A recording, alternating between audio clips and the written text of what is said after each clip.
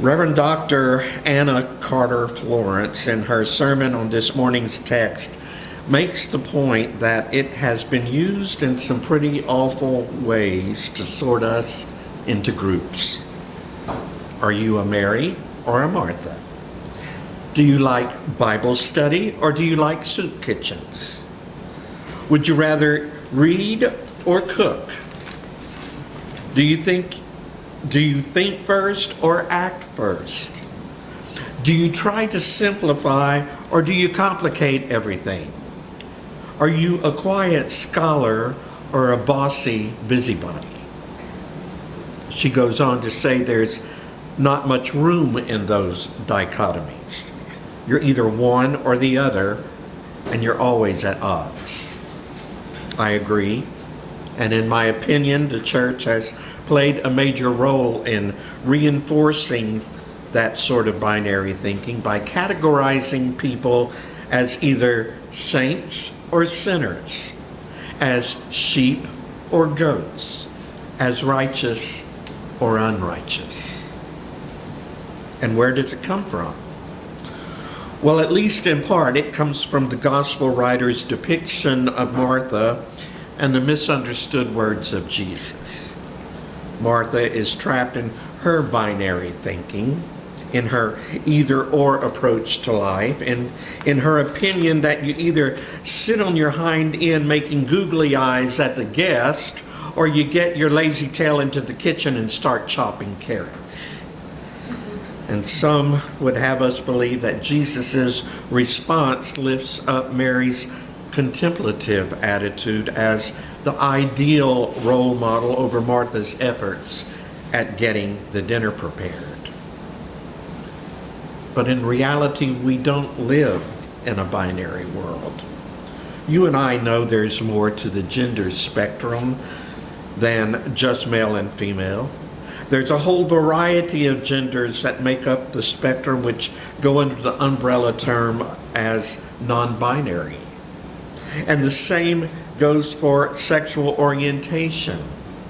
And regardless of how many preachers have used this passage over the years to lift up contemplation over action, spirituality shouldn't fall into binary dualistic categories.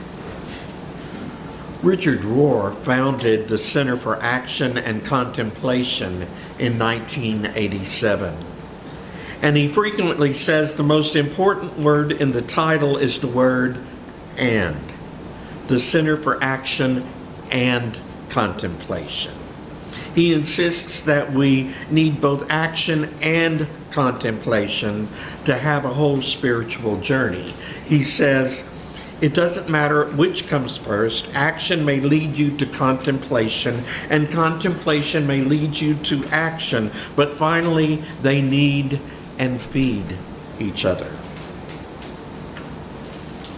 A simple 17th century monk named Brother Lawrence, who became famous for practicing the presence of God in his life, managed to integrate both action and contemplation. His job was to help out in the kitchen, where he spent a whole lot of time doing Martha-like work, scrubbing dishes and peeling potatoes.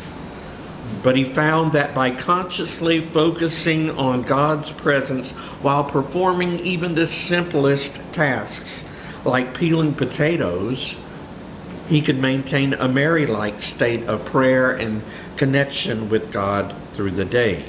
For him, it wasn't a choice between prayer and daily responsibilities. Instead, the two were integrated. So if this morning's text isn't really about lifting Mary up as a role model over Martha, then what's it about? Well, if we read closely, Jesus wasn't saying that sitting at his feet was better than cooking a meal. He said, Martha, you are worried and distracted by many things. And one of the many things she was distracted by was her concern over what Mary wasn't doing. Instead of thinking of her preparation of the meal as a gift of love for Jesus, she was distracted by her expectations of her sister.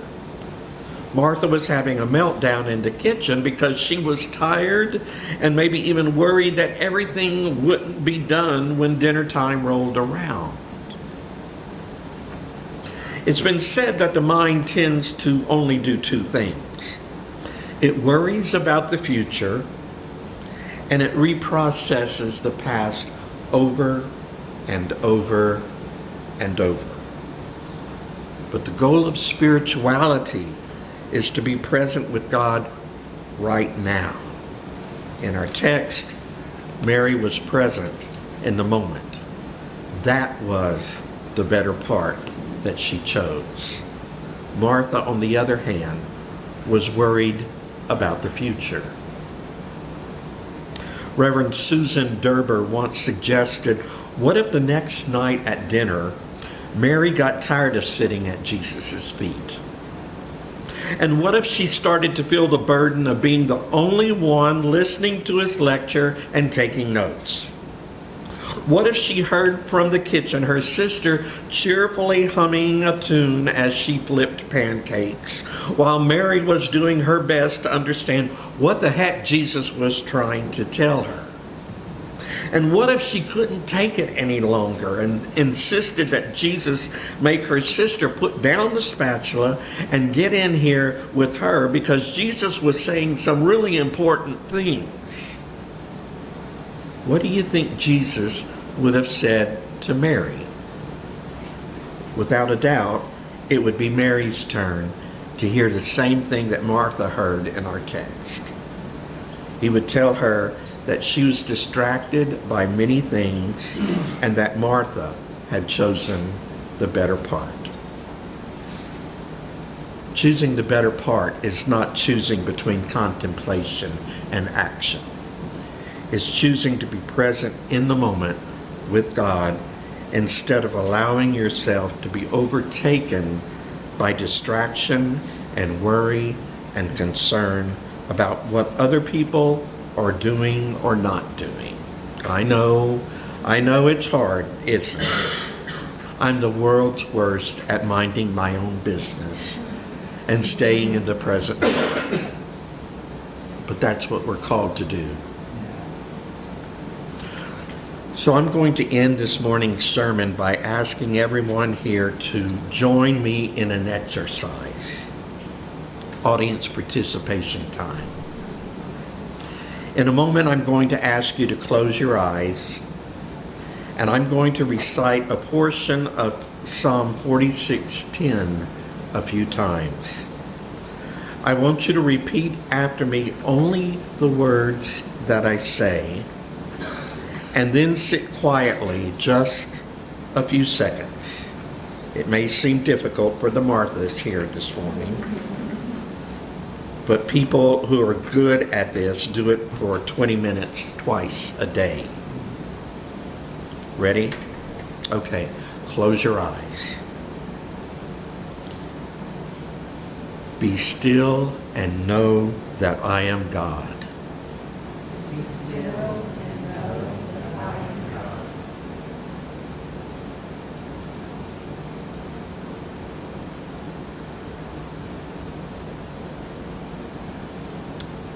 Be still and know that I am. Be still and know that I am.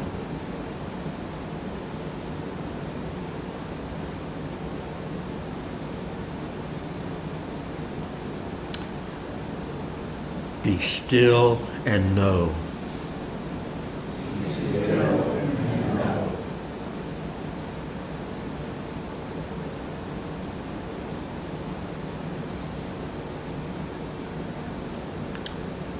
Be still.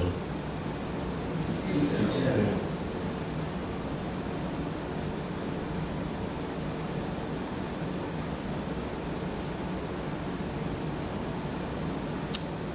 Be.